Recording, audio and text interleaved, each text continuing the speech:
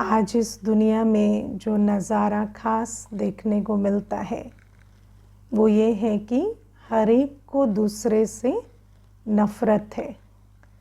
आज बाबा नफ़रत की बात करते हैं कि हर एक को दूसरे से जैसे आज नफ़रत है।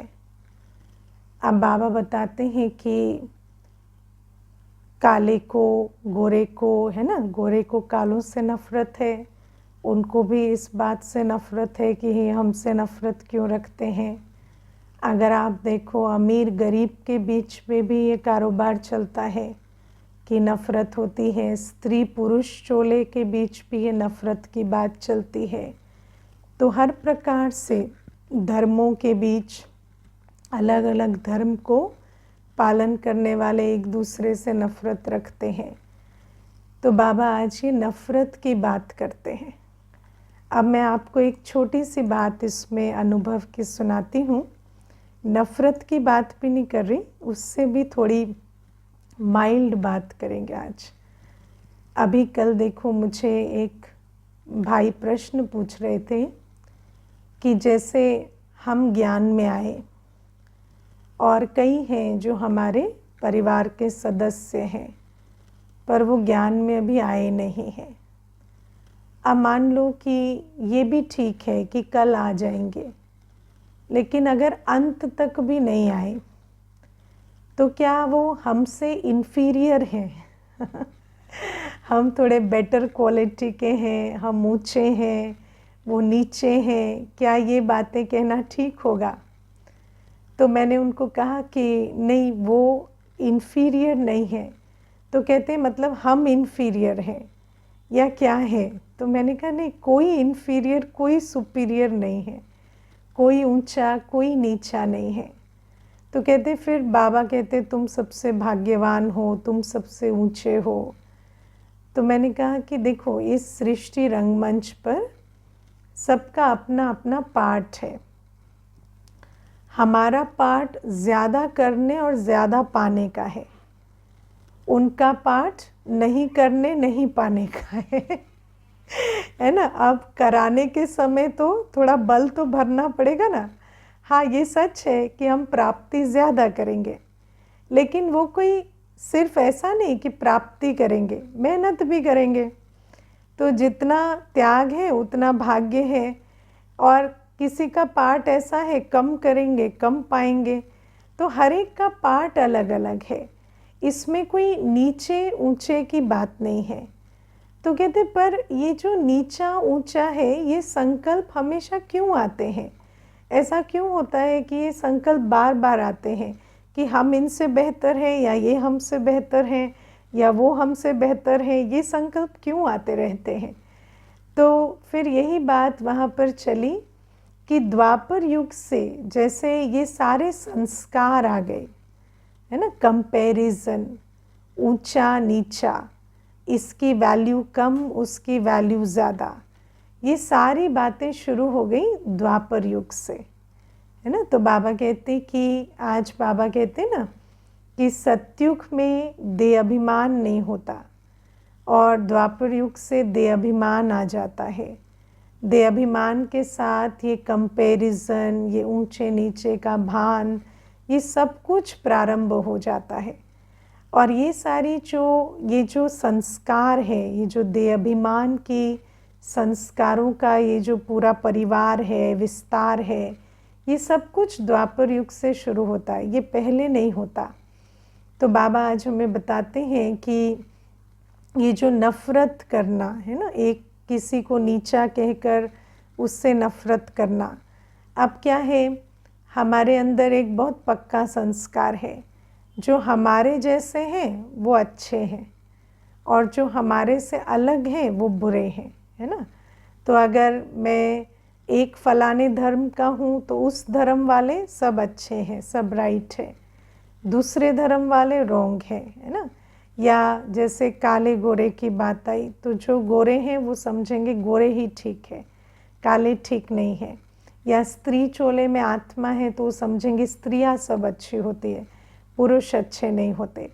तो ये सारी जो भावनाएं हैं ये द्वापर युग से शुरू हुई। ये जो ऊंचा नीचा, लेस देन, ग्रेटर देन, ये सारा द्वापर युग से आरंभ हुआ। तो बाबा कहते ये सारी बातें नहीं होती सतयुग त्रेता युग में, स्वर्ग में। और बाबा कहते हैं अभी मैं तुम्हें एक खास गतमत देता हूँ, जो गतमत तुम्हें कभी नहीं मिली। अब आप सोचो, इतने सारे विकारों पर विजय पाने के लिए, इतने सारे कलयुगी संस्कारों पर विजय पाने के लिए बाबा हमें एक बहुत सरल सी बात बताते हैं। वो सरल सी बात क्या है? पहले तो देह भान छोड़ो और फिर बाबा को याद करो, और जैसे आत्मा सतयुगी स्थिति में आ जाएगी तो उसके सारे द्वापर युगी कलयुगी संस्कार आप पे ही मर्ज हो जाएंगे।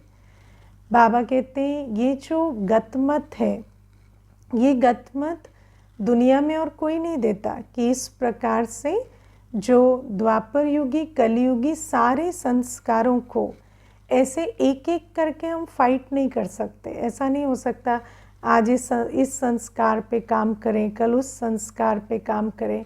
बाबा कहते हैं कि तुम जब अपनी स्थिति को ऊंचा करेंगे, जब तुम अपनी स्मृति में स्थित हो जाएंगे, सत्य स्मृति में, तो जो झूठा देहभान के आधार से जो भी संस्कार आत्मा में आ गए हैं वो सब मर्ज हो जाएंगे और जो सतयुगी संस्कार है वो इमर्ज हो जाएंगे। ये गतमत है जो आजकल आप देखो दुनिया में ये शब्द बहुत यूज़ होता है, कॉन्शियसनेस शिफ्ट, है ना। लेकिन कॉन्शियसनेस शिफ्ट क्या है या कॉन्शियसनेस भी क्या है वो भी मनुष्य नहीं जानता।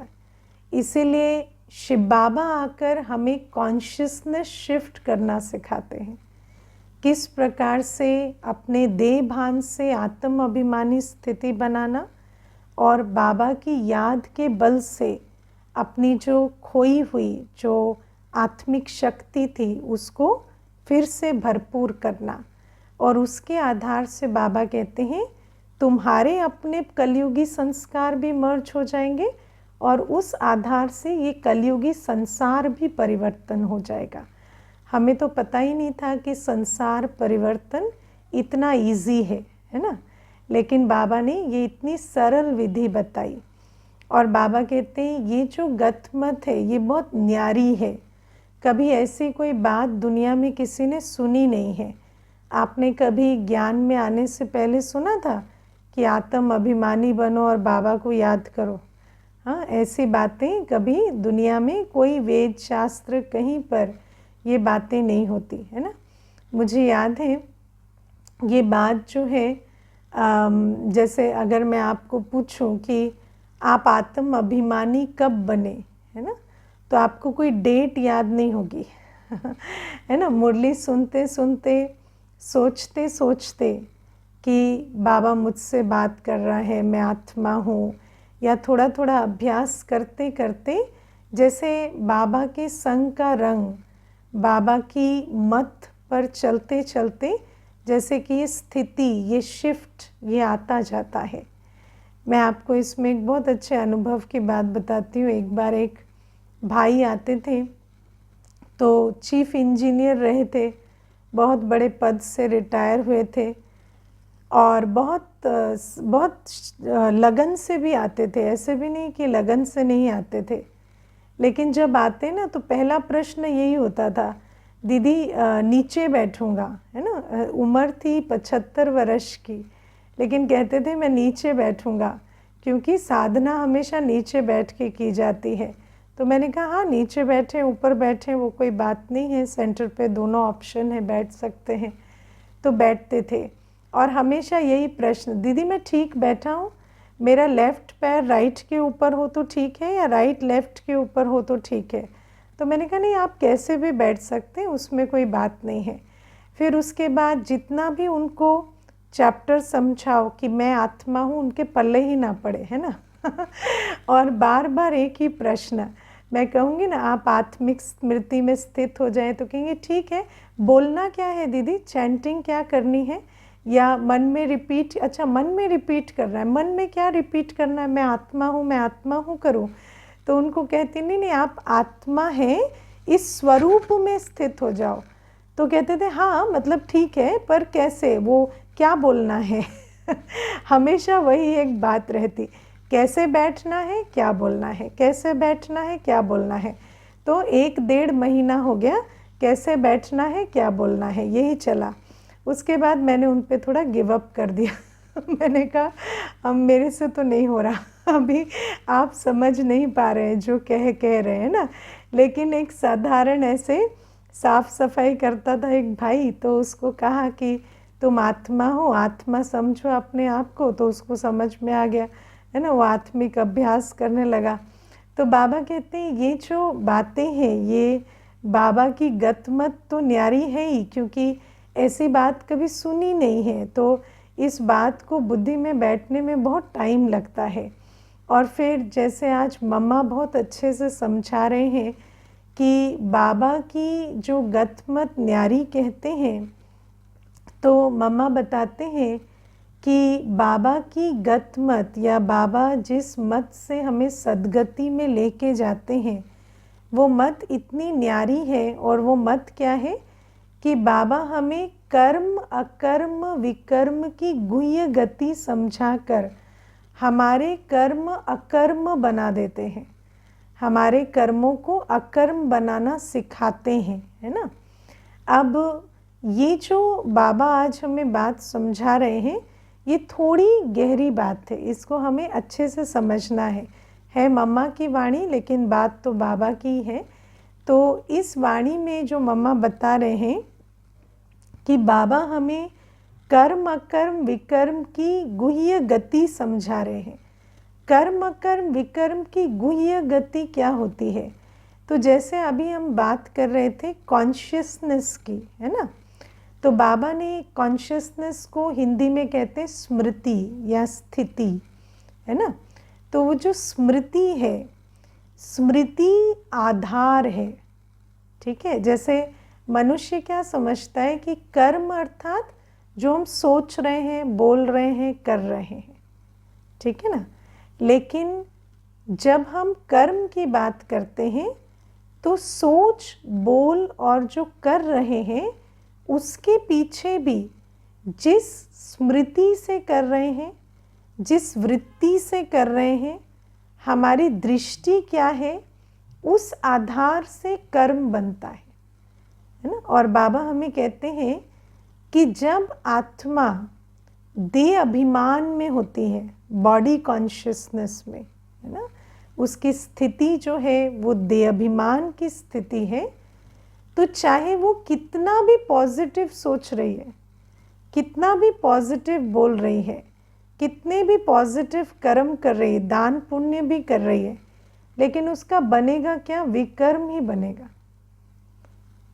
समझे, कर्म अकर्म विकर्म की गुह्य गति इतनी गुह्य है कि जब आत्मा देह अभिमान में है, देह भान में है, तो चाहे वो कितनी भी मेहनत करे अपने संकल्प, बोल और कर्म को पॉजिटिव रखने की, लेकिन उसके बनते विकर्म ही हैं, क्योंकि देह अभिमान में कॉन्शियसनेस का जो बीज है ना, बीज के आधार से जो फल है वो हमेशा विकर्मों का ही बनता है। तो ये हमें आज थोड़ा गहराई से समझना है। अब एक चीज़ सोचो, जैसे एक माता है, वो इस स्मृति में है कि मैं माँ हूँ, ठीक है, तो बहुत बच्चे को प्यार दे रही है, पालना कर रही है, लेकिन सब कुछ करते हुए भी वो क्या कर रही है, मोहवश कर रही है। और जब वो माँ समझकर जो भी कुछ कर रही है उसका रिटर्न नहीं मिलेगा तो उसको दुख अवश्य होगा, और रिटर्न तो नहीं मिलेगा, है ना, क्योंकि ड्रामा तो अभी कैसा है कि धीरे धीरे और ही अनप्रेडिक्टेबल होता जाएगा सब कुछ। तो बाबा कहते जब भी हम देह अभिमान में होते हैं ना, तो हमारी जो हर कर्म जो भी हम करते हैं उसमें काम, क्रोध, लोभ, मोह, अहंकार अवश्य होता है। ऐसा नहीं हो सकता कि हम बिना विकारों के करें। पॉजिटिविटी भी हमें विकार देते हैं, और नेगेटिविटी भी विकार देते हैं। बॉडी कॉन्शियसनेस ऐसी स्टेज है कि उसमें हम जब पॉजिटिव भी सोचते हैं ना तो वो भी मोहवश होता है या लोभवश होता है ना। जैसे मुझे एक भाई ने बहुत अच्छा पीछे प्रश्न पूछा था कि मानो हम कोई काम करने जा रहे हैं तो उस काम को करने से पहले हम बाबा को याद करें, ये अच्छी विधि है?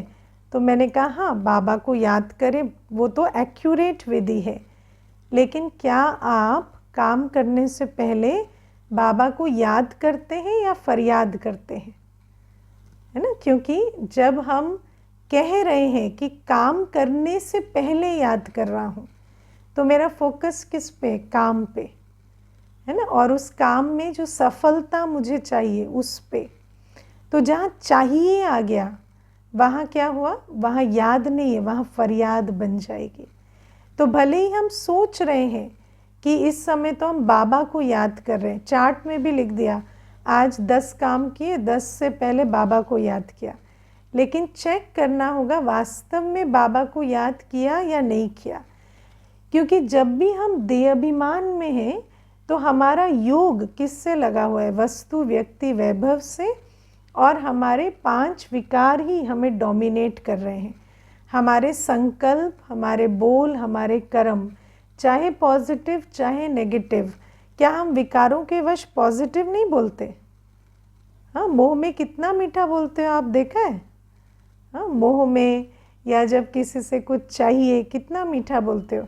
कई बार तो आपकी मिठास देख के सामने वाला पूछ लेता है आज क्या चाहिए आपको है ना। तो जिससे कुछ चाहिए या जिसके, या कई बार ऐसा होता है कि जिससे कोई एक्सपेक्टेशन है उसके लिए बहुत शुभ भावना रखेंगे, या जिससे अटैचमेंट है उसके लिए बहुत शुभ भावना रख रहे हैं। तो रख तो रहे हैं शुभ भावना, लेकिन उसका बीज क्या है? उसका बीज है एक्सपेक्टेशन और अटैचमेंट। तो इसीलिए बाबा हमें कहते हैं कि ये जो विकारों का चक्कर है ये बड़ी समझने की बात है। तो जब हम देह अभिमान में हैं, जब आत्मा को ज्ञान ही नहीं कि मैं आत्मा हूँ, या मैं कोई विश्व कल्याणकारी पिता की संतान हूँ, या मैं एक्टर हूँ, या मैं अपना रोल प्ले कर रहा हूँ, या मैं कोई सेवा भाव रख रहा हूँ, जब आत्मा को ये सब पता ही नहीं तो वो जो भी कुछ करता है वो विकारों वश ही करता है। तो इसीलिए दुनिया में बाबा हमें कहते हैं कि बहुत लोग हैं जो पॉजिटिव थिंकिंग का बहुत अभ्यास करते हैं, लेकिन वो पॉजिटिव थिंकिंग भी क्योंकि उसका बीज विकार है तो वो विकर्म बनते हैं। और विकर्म बनना मतलब क्या है? कि उससे दुख की सृष्टि होती है। आज आप किसी के लिए जितना पॉजिटिव सोचते हैं, व्यक्ति रो रो कर कहता है मैंने कभी किसी का बुरा नहीं सोचा है ना, रो रो के कहता है मैं कभी किसी का बुरा नहीं सोचा, मेरे साथ ऐसा क्यों हो रहा है? तो हम उनको पूछते हैं दुख है क्या आपको कि आपने कभी किसी का बुरा नहीं सोचा? रो रो के क्यों कह रहे हो कि मैंने कभी किसी का बुरा नहीं सोचा? बुरा नहीं सोचा तो अच्छा ही किया ना। तो कहते हैं बुरा नहीं सोचा पर मेरे साथ ऐसा क्यों हो गया? तो आप देखो दुहाई किसको दे रहे हैं? दुहाई किसको दे रहे हैं कि मैंने किसी का बुरा नहीं सोचा? तो अल्टीमेटली उलहना किसको मिलता है कि मैंने अच्छा सोचा इस बात को। तो बाबा कहते हैं कि ये जो हम आत्मा जब अपनी नेचर को नहीं जानते, जब हम ये जानते ही नहीं कि मैं कितने ऊंचे पिता की संतान हूँ, दाता बनना, दुआएं देना, शुभ भावना रखना, ये मेरी नेचुरल स्टेट है, मुझे इसके सिवाय कुछ आता ही नहीं। तो मुझे ये रखते हुए ये नहीं सोचना है मेरे साथ सब अच्छा होगा या सब ठीक रहेगा, नहीं। अच्छा तो दृष्टिकोण की बात है, जैसा आप चाहेंगे वैसा हो या ना हो, अच्छा तो होता ही है। लेकिन जब हम जब अच्छा कहते हैं तो अच्छा का मतलब क्या होता है? जैसा मैं चाहता हूँ। तो आत्मा के अंदर ये रहता है कि मैंने तो शुभ भावना रखकर एहसान किया है, मैंने तो अच्छा सोचकर अपनी नेचर के विपरीत बहुत बड़ा काम किया है और फिर उसका रिटर्न मुझे मिलना चाहिए कि जैसा जैसा मैं सोचता हूँ वैसा मेरे जीवन में चलता जाए, कुछ भी ऊपर नीचे ना हो। लेकिन बाबा हमें कहते हैं कि ये सब देह अभिमान की चाल चलन है। और फिर विकर्म का दूसरा साइड तो हम जानते ही हैं कि जहाँ देह अभिमान है वहाँ जैसे नेचुरल ऊंचे नीचे का भान, अपने पराये का भान, मैंपन मेरेपन का भान हमें पता भी नहीं चलता है ना। हमें कभी कभी लगता है कि ये तो नेचुरल है, जैसे एक बॉस जिस तरह से अपने एम्प्लॉय को ट्रीट करता है, या माता पिता बच्चे को 2 थप्पड़ लगा दे तो क्या बड़ी बात कर ली है ना, या बच्चा अपने ही घर से पैसे ले लिया तो क्या चोरी कर लिया है ना। कई ऐसे होते हैं, बच्चा कहेगा मैंने क्या कर लिया, मैंने अपने ही घर से तो पैसे ले लिए, अब पड़ोसी के घर में थोड़ी जाएंगे लेने के लिए, मैंने अपने घर से ले लिया, इसमें चोरी क्या है ना। या माता पिता कहेंगे आप अपने ही बच्चे को थप्पड़ मारा है, उसमें इतनी बुरी बात क्या है। तो ये जो चीज़ें हम नेचुरली करते हैं, हमें ऐसा लगता है कि ये तो हमारा अधिकार है, ऊंचे नीचे में, या हम जिनको खिलाते हैं उनको अपमानित करने का हमें अधिकार है। तो बाबा कहते हैं इस प्रकार से जब आत्मा देह अभिमान में होती है तो उसको पता भी नहीं चलता, उसके नेचुरल विकर्म ही बनते हैं। इसीलिए बाबा कहते हैं कि कर्म अकर्म विकर्म की गति इतनी गुह्य है कि भले ही हम सोच रहे हैं कि हम बहुत पॉजिटिव कर रहे हैं, या हम सोच रहे हैं कि अच्छा हम थोड़ा बहुत कुछ नेगेटिव कर रहे हैं, लेकिन वो जो दोनों हम कर रहे हैं वो दोनों विकर्म का खाता ही बना रहा है। और फिर बाबा कहते हैं विकर्म से सीधा अकर्म पे नहीं जा सकते है ना, विकर्म से सीधा अकर्म पे नहीं जा सकते। तो बाबा कहते हैं इसीलिए द्वापर कलयुग में देह अभिमानी अवस्था होती है और देह अभिमान में नेचुरल विकर्म बनते, 2 युग। ना बाबा कुछ कर सकते उसमें, ना हम कुछ, वो है ही, ड्रामा का प्लान ही ऐसा है। उसके बाद हम स्विच करते हैं। स्विच किस में करते हैं? देही अभिमानी परमात्म अभिमानी, दोनों है ना, आत्म अभिमानी और परमात्म अभिमानी। अभी बाबा हमें कहते हैं तुम सिर्फ आत्म अभिमानी नहीं बन सकते। बाबा हमें रोज़ मुरली में क्या कहते हैं? बाबा हमें ज़्यादा कौन सा कहते हैं? आत्म अभिमानी रहो या बाबा की याद में रहो, कौन सा ज़्यादा कहते हैं? बाबा की याद में रहो। क्यों? क्योंकि बाबा अभी जानते हैं कि हम आत्मा नेचुरली आत्म अभिमानी नहीं रह सकते। पहले हमें बाबा को याद करेंगे ना तो अपनी आत्मिक स्थिति में भी स्थित रहेंगे। तो बाबा कहते हैं इसीलिए ये जो अभी संगम युग में हमें परमात्म अभिमानी सो आत्म अभिमानी रहना है, दोनों रहना है। और बाबा हमें कहते हैं परमात्म अभिमानी रहना मतलब श्रीमत पर हर कर्म करना। परमात्म अभिमानी रहना मतलब मुझे कैसे अच्छा लगता है, मुझे क्या गुण है, क्या अवगुण है। अभी देखो कई बार आत्मा को जब कर्म अकर्म विकर्म की गति समझाई जाती है ना, तो कहते सुकर्म कैसे बनते हैं? तो गुणों में स्थित होकर काम करने से बनते हैं। कई ऐसे एक्सप्लेनेशन देते हैं कि आप पवित्रता में हैं, शांति में हैं, सुख में हैं, तो आपके सुकर्म बनते हैं। लेकिन मैं आपको एक चीज़ बताऊं, आत्मा की बुद्धि का ये हाल है अभी कि अभी वो प्योरिटी, शांति, सुख है या नहीं है नहीं जान पाती। सुख और भोगवाद में उसको अंतर नहीं मालूम पड़ता है ना। उसको जब सुख अनुभव होता है वो एक्चुअली इंद्रिय सुख में होती है उसको जब शांति अनुभव होती है वो किनारा करके बैठी होती है। इसीलिए बाबा कहते हैं अभी तुम नेचुरली सोचो कि मैं सोल कॉन्शियस हो जाऊं, पॉसिबल नहीं, क्योंकि तुम्हें गुणों, शक्तियों, विकारों में इतना कन्फ्यूजन है, तुम अपने आप भी परख नहीं पाते। ये भी परख शक्ति की भी एक बात है कि हम विकारों को, गुणों को भी अलग अलग नहीं देख पाते अभी। इसीलिए बाबा कहते हैं संगम युग में श्रीमत पर चलो। संगम युग में ना मनमत पे चलो, ना परमत पे चलो, श्रीमत पर चलो। जैसा बाबा कहते हैं हर कार्य क्यों करो, इसलिए नहीं कि लॉजिकल है, इसलिए नहीं कि मुझे अच्छा लगता है, इसलिए नहीं कि दुनिया में अच्छा माना जाता है, इसलिए कि बाबा कहता है ना, बाबा जैसा कहता है।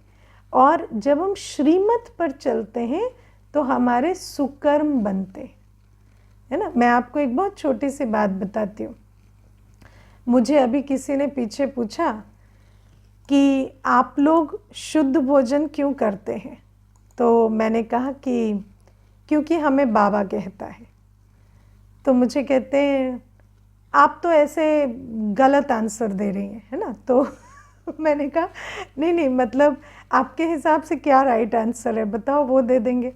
तो कहते नहीं, मतलब जैसे आप लोग कहते हैं इफ़ेक्ट होता है इसका बॉडी पे, या प्याज लहसुन का इफ़ेक्ट होता है माइंड पे, या नॉन वेज जो है वो पाप कर्म से आता है। तो मैंने कहा वो सब लॉजिक हम दुनिया वालों को देते हैं, लेकिन हम इसलिए शुद्ध भोजन करते हैं क्योंकि बाबा कहता है।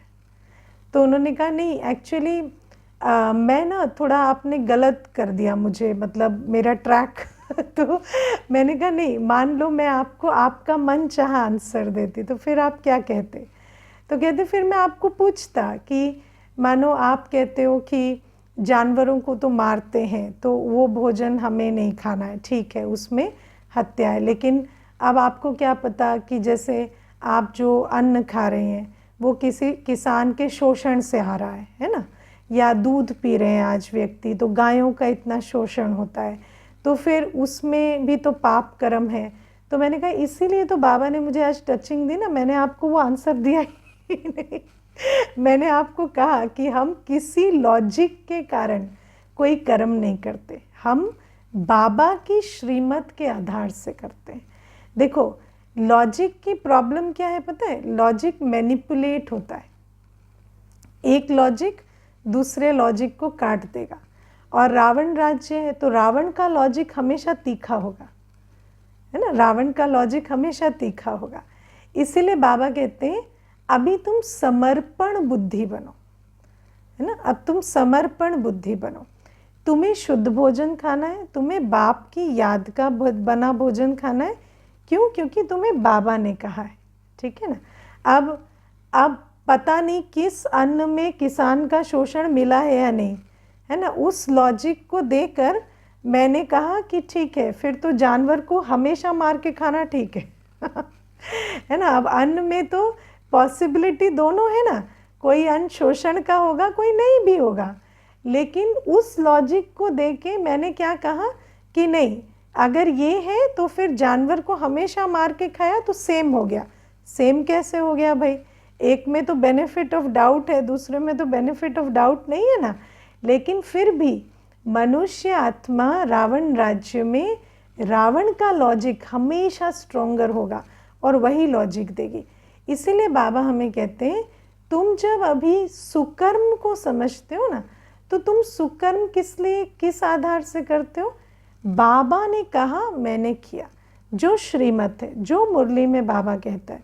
बाबा कहता है मुरली में अमृत वेला उठो। हम इसलिए नहीं उठते कि 4 बजे ये मुहूर्त होता है वो मुहूर्त होता है, हमें कुछ नहीं करना है। मेरा बाबा उठ के बैठता है, मुझे उठ के बैठना है, बहुत इजी लॉजिक है ना। आप किसी को पूछो आप 7 बजे क्यों उठते हैं, तो कहते हैं क्या 7 बजे सूर्य की गर्मी में इतनी इंटेंसिटी होती है और उसकी शक्ति ऐसी होती है और ये वाली रेज आती हैं, कोई कहता है नहीं। कहते मेरा बच्चा 8 बजे स्कूल जाता है तो 7 बजे उठ के उसके लिए नाश्ता बनाना होता है। इतना इजी लॉजिक होता है मनुष्य के जीवन में बात बहुत इजी है। हम 4 बजे क्यों उठते हैं, क्योंकि मेरे बाबा ने कहा है, मेरा बाबा उठकर उस समय हमारे लिए बैठता है, प्रकाश देता है, हम उस समय उठ जाते हैं। तो बाबा हमें कहते हैं कि हर बात को जब तुम समर्पण बुद्धि होकर बाबा ने कहा बच्चे ने किया, जब ये करते हो तो तुम्हारा सुकर्म बनता है। क्योंकि कर भले ही तुम शरीर के प्रति कर रहे हो, संबंध के प्रति कर रहे हो, कार्य कर रहे हो, लेकिन जब तुम इतनी समर्पण भाव से करते हो, और किसके प्रति समर्पण, सर्वशक्तिवान दुख हरता सुख करता पतित पावन के प्रति समर्पण, तो उसका एवजा तुम्हें सत्युग का वर्षा मिलता है। समझे, जैसे दुनिया में भी जब आप किसी का बनकर रहते हैं तो वो आपको सब कुछ देकर जाता है कि नहीं, है ना। माता पिता भी किस आधार से सब कुछ देकर जाते हैं, मेरा बच्चा है, मेरी मानता है। ऐसे ही बाबा कहते हैं सत्युग बाप का बनने का वर्षा है। तो तुम अभी देह अभिमान के आधार से नहीं, श्रीमत के आधार से हर कर्म करो। जब तुम, बाबा मुरलियों में ये भी कहते हैं कि श्रीमत पर पवित्र रहने वालों को पवित्र दुनिया का वर्षा मिलता है। मुझे नहीं पता आपने नोट किया है या नहीं, बाबा कहते श्रीमत पर पवित्र रहने वालों को पवित्र दुनिया का वर्षा मिलता है। क्यों कहते हैं? क्योंकि कई दुनिया में ऐसे भी हैं जो पवित्र भी रहते हैं लेकिन अपनी मत पर रहते हैं, है ना। कोई ऐसा भी सन्यासी जो है वो सन्यास धर्म की मत पर पवित्र रहते हैं, कोई अपनी मत पर पवित्र रहता है, कोई किसी और की मत पर पवित्र रहता है, लेकिन उससे उसको वर्षा नहीं मिलेगा। वर्षा किससे मिलेगा? शिव बाबा से। और जो शिव बाबा के कहने से पवित्र रहा ना, उसको शिव बाबा वर्षा देता है। मैं आपको एक बहुत छोटा सा इसमें प्रश्न पूछती हूँ। आप विचार करो, आपने किसी को काम पे रखा है ना, किसी जिसको आप सर्वेंट कहते हो, आपने काम पर रखा। अब काम पर रखा उसको, अब मानो कि उसने कुछ नहीं किया और आपने उसको कोई काम नहीं दिया सारे दिन, तो भी उसको पेमेंट कौन करेगा? आप। क्यों? क्योंकि वो आपके लिए बैठा रहा। उसने कुछ किया या नहीं किया, वो आपके लिए बैठा है, तो आप उसको पेमेंट करेंगे क्योंकि आपके रोकने से रुका हुआ है। तो बाबा हमें इसीलिए कहते हैं ये जो संगम युग है ये बाप का बनने का, बाप की श्रीमत पर चलने का और बाप से वर्षा लेने का युग है ना। और बाबा कहते हैं जैसे कॉन्शियसनेस इम्पॉर्टेंट है देह अभिमान में, जैसे कहा ना बॉडी कॉन्शियस है तो विकर्म बनते हैं, ऐसे सुप्रीम सोल कॉन्शियस है, परमात्म अभिमानी है, शिव बाबा की श्रीमत पर कर रहे हैं तो आत्मा का सुकर्म बनता है। ये कर्म अकर्म विकर्म की गति ऐसी गुह्य है। और फिर बाबा कहते हैं जब हम ये संस्कार लेकर जाएंगे और सतयुग में हम आत्म अभिमानी होंगे, नेचुरल, वहाँ तो देह अभिमान नहीं होता, वहाँ नेचुरल आत्म अभिमानी होंगे, तो हर कर्म अकर्म बनेगा।